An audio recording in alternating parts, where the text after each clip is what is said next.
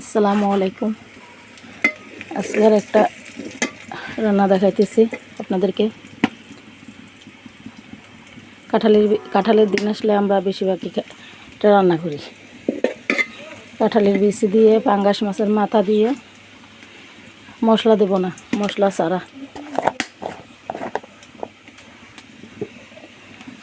ছাড়া রান্না করতেছি, শুধু হলুদ আর মরিচের উপরে। আমরা মশলা কম খাই, যার কারণে মশলা দেয়নি, কোনো রকমের মশলাই দিইনি। হলুদের গুঁড়া, মরিচের গুঁড়া দিতেছি। হলুদের গুঁড়া দিলাম, এর আগে পেঁয়াজ দিছিলাম। এই যে মরিচের গুঁড়া,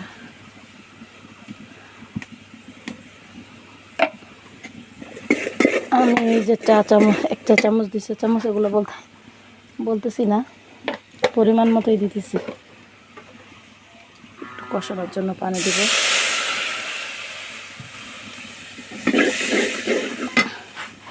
এই যে আমি পাঙ্গাস মাছের মাথা ভেজে নিছি, লেজ মাথা দুই তিন টুকরা পেটের মাছ নিছি।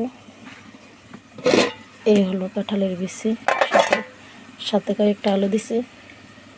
এই যে এই হলো কাঁঠালের বিচির তরকারি, পাঙ্গাস মাছের মাথা দিয়া। আপনারা রান্না করে দেখবেন, ভালোই লাগবে। মশলা দিলে হয়তো জিরা বাটাটা দিলে আর একটু ভালো লাগবে, কিন্তু আমরা মশলা কম খাই, এজন্য মশলা দেইনি। যে কোনো মাছের মাথা দিয়ে খাওয়া যায়, যেমন কাতলা মাছের মাথা দিয়ে। এরপরে যে মাছ থাকে আর কি, আপনার এটা কাঁচা চিংড়ি মাছ দিয়ে রান্না করা যায়। কাঁঠালের বিচিটা ভালো লাগে। আমি রান্না করব আজকে পাঙ্গাস মাছের মাথা দিয়ে। এই যে এখন কাঁঠালের বিচিটা দিয়ে দেব, আলু আর কাঁঠালের বিচি একসাথে দিয়ে কষাবো।